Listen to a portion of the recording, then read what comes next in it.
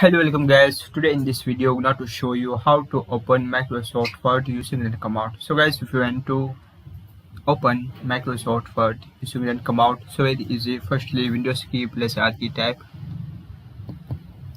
here WinWord, WinWord.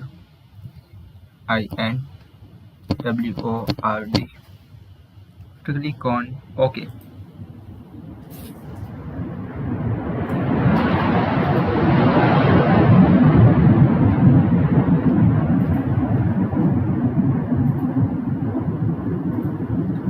That is. So guys, this is very simple.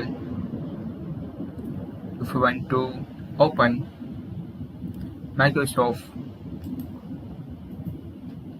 Word using run command, firstly Windows key R key type here WinWord. Click on OK. Thank you for watching this video. Please like and share and subscribe to my channel for latest update.